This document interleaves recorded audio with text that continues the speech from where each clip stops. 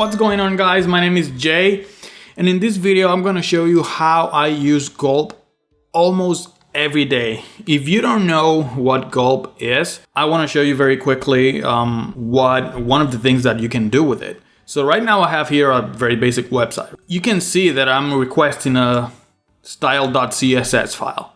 Now, I don't have this file yet because I'm using Sass, as you can see here. So this is all some Sass code. So I need to compile this code to a CSS file, only one CSS file. But then after that, I want to minify that CSS file and then use the CSS file. It sounds very complicated, but that's when Gulps come and help us. So Gulp can actually, every time I edit something here and I save the file, Gulp can do all that for me automatically. It compiles the file, it saves the file in a folder, it gets the file from that folder and save it on another folder and convert the file, whatever you want, Gulp can do it. Let's go and install Gulp. And for that, you're gonna need Node.js. Every link that I'm going to show here, every website that I'm going to show you, I'm going to paste it on the description of this video. Go there, download it, install it in your computer. It's just like a normal app, so install it there. And then after it's installed, then we go here to gulpjs.com and we can install Gulp. We're going to use our command line interface, which a ton of people is scared of this interface. Right now, to install Gulp, we just need to follow these simple instructions here. We can just copy and paste it, all right? Remember, you need to install Node.js before, if not, this is not gonna work. All right, so let's open the command line. For now, you can be on any folder, but then we need to go to our project folder, okay? So first you need to install the Gulp CLI because we're gonna use some specific commands for Gulp. So you just need to copy this and paste it here and hit enter, and it will install everything you need to use the Gulp command line and everything. If you're using Mac and you get like permission errors, all you need to do is like use sudo and then paste that and hit enter, okay? I'm not gonna do it because I already did it and I'm just gonna load and I already have everything I need. All right, so next thing I'm gonna do, now I'm gonna go to the folder. So let's look at my project folder, is this one right here. So I'm just gonna write cd space and I'm just gonna drag and drop the folder. I'm gonna hit enter. And right now I'm inside my project folder. All right, you can double check by writing ls, hit enter, and it will show you the files inside that folder, and that's correct. You can use pwd and it will show you the path to that folder, and this is correct. So we're good to go. I'm gonna put clear so we can clear that out. We are in our folder, good. And now we can just run this command called npm init. And this will create like a file with a bunch of things that is gonna describe our project. So for example, our package name, you can put whatever you want. I'm just gonna hit enter. The version, I'm just gonna hit enter again. Description, whatever you want. I don't wanna put anything for now.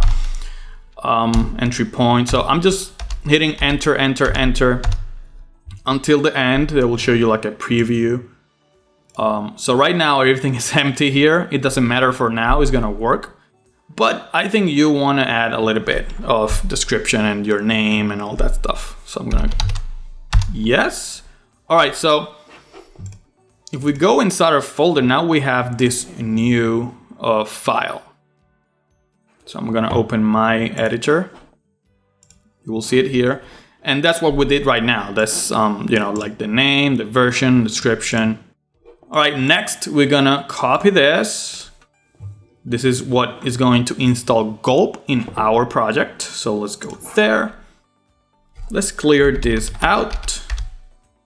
Let's paste it. Let's hit enter. This is gonna take a minute or two depending on your computer. All right, and that's done. It's gonna give you some warnings because of they're gonna tell you to update this package or whatever. Don't worry, that's not gonna be an issue. So you will see that we have Gulp, and they're gonna let you know the version, all the packages they added, and all that stuff. So right now we have Gulp inside our folder here, and now you will notice something different in your file, your package.json file that you created earlier, and you will see dev dependencies, Gulp, and the version. So for now, we're just gonna close that, so don't worry about that file. Let's go back to the Gulp website, and now we're gonna do this one. So let's copy. Let's go back there. Let's clear this out, and now we're gonna paste that. So touch is just a command that will create a file. So it's gonna create a gulp file.js, and it's gonna be empty. It's just creating that file. We're gonna hit enter. And that's it. Let's see. And now we have this gulp file.js file, and it's totally empty. Okay. Let's go back. And this gulp help, you don't have to. This is just more for instruction and explaining you different commands that you can use to help if you're confused or whatever. But that's it. So we are ready to start our project. So we are here. Open your gulp file .js. This is a very important file. This is the file that we're gonna use, and add some code here. Okay. The first one, we're gonna create a variable of gulp equals require and gulp. Whoops. That's the first one, and you need it. It's very important. You need it to run gulp, of course. We're getting gulp, and now what we're gonna do is adding different packages. So the first one I need is the Sass one, which is going to get all my Sass files and put it in a different folder, compile everything, and put a CSS file on it. All right. So I have here the package somewhere here. I think it's this one. Here you go. So in here you can search for a ton of packages.coms that you can install using npm. Ton of packages, thousands of packages that you can use. You can get very, very creative. So this is the one that actually get my Sass file and compile to CSS. So here it is, very simple. They give you this so you can install. So let's just copy. Let's go there. Let's paste it. Let's hit enter. All right, so now we have the gulp Sass already installed, so we can use it. So let's go back there to our editor. All right, so now we need to add here. So you can see, they give you like an example of how you can add your, how you can use that package. So let's just copy and paste it. First, we need to add the package and require the package. So let's just copy this and this. Let's go back there. All right, cool. Now this is a task. This is what's gonna run, like a function that is gonna run. Let's just see what's going on here. It's gonna take the Sass, which is this. So this one here, we need to change it because we have our Sass in this Sass folder. So let's go here, Sass. And then inside this Sass folder, we're gonna have a bunch of Sass files. So we're gonna do this .sass. So this is like a wildcard. It's gonna take every single file that we have with this format. So it's gonna take every single one, or you can be very specific. You can be like style.sass. It's gonna take that, but for now I want every single file. So you do that, and that's done. So what's gonna happen here? This is just if there's an error, they're gonna tell you there's an error. If not, it's gonna pipe, and then it's gonna run whatever you want and save your CSS file here. So all this, I don't want to confuse you, all this is just getting the file, your Sass file, compiling the file and saving the CSS file in this folder. So right now it's saving the file on a CSS folder, which we don't have, it doesn't exist, but Gulp is going to create the folder for us, so you don't have to, okay? So let's save that and let's test it. So our task name is Sass. So let's go and say Gulp Sass. Hit enter.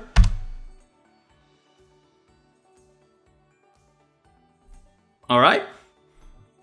You can see here, no errors, no nothing. It's just saying, like, started the Sass task. It's finished after this time. We're good to go. If you go back now to your editor, you will see a new CSS folder. Let's open that folder. There's a style.css, which is the same name as this one. And look at this. Normal CSS. Very cool, huh?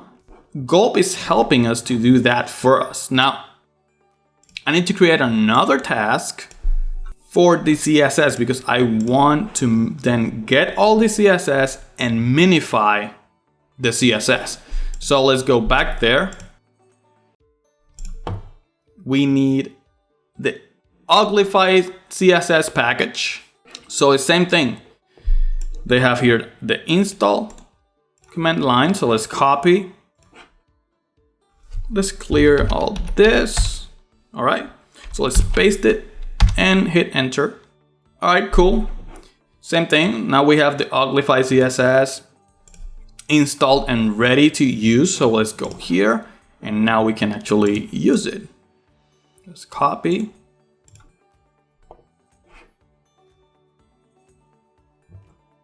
Let's paste it here.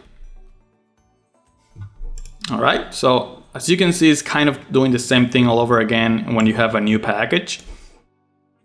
I'm just gonna put this one down here just because I wanted, you don't have to do it like that, but all right, so right now is the task is called CSS and it's gonna take the file from this. So let's change it. It's gonna be inside our CSS folder and I'm gonna do the same thing. Every file with a CSS format is gonna take it and uglify it, which is another word for minify it. And we have some options here that I'm gonna explain to you what they do. So for example, max line length is like every 80 characters, I want a new line, which I don't want to, but I'm gonna leave it like that so we can see how it looks. And it's gonna save it on a folder named dist. I'm gonna leave it like that. This can be whatever you want, really. I'm gonna leave it like that. I'm gonna save this. And let's run this task. Let's do it. So let's do Gulp CSS, hit enter. All right, cool. Everything seems to work. And now you will notice that we have a new dist folder. Let's open that. We have a style.css here. And there you can, now we can see that it's an minified CSS file. This is a good file that we can use on our production. Like, this is what you're gonna upload to your server. This is gonna be very fast. But this is what I don't like about the max length option thing. It's creating new lines for us. So I'm just gonna remove that. Save it again.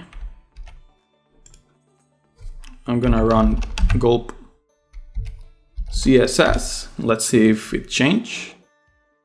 This is what I'm looking for. So now we have only one line of code with all the CSS in that line of code. And this is perfect. This is what I like. And now this is what I'm using on my website. As you can see, is getting from the dist folder, style CSS, and that's what I'm using. So let's see if this is working right now. All right. So it's reading the CSS just fine. Everything looks great. So let's close this and this. We don't need it now. All right, but the thing is that now you need to go there and kind of use Gulp, Sass, or Gulp, CSS every time you want to do it. And that's not what I want, right? You want everything to be automatically. My goal is every time I change something in my Sass file and hit save, everything will change automatically. I don't have to go here and type the task. So let's go to gulpfile.js and let's add some stuff. So I'm going to create a new task, gulp.task. And this is gonna be called whatever I want, but I'm gonna call it run. And it's gonna run my Sass task and my CSS task. Right? That's cool. But now I want to go a little bit further. So I'm going to write another task. And this one is going to be called watch. And we're going to run a function for this one.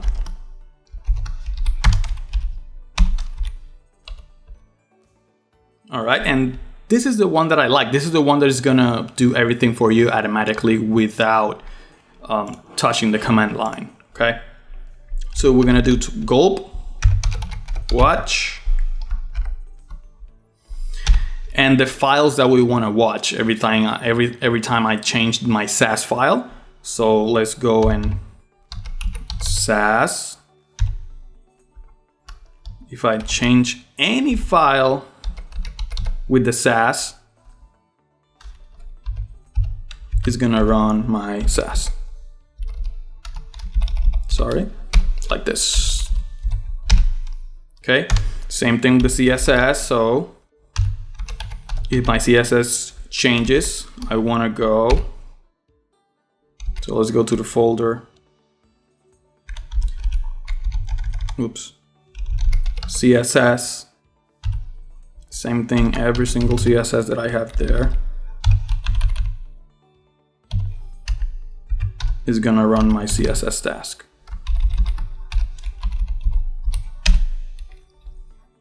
All right, so that's watch. Now I'm gonna create a task, and it's gonna be the default task. So let's go there, default. Now I'm gonna run my run task and my watch task.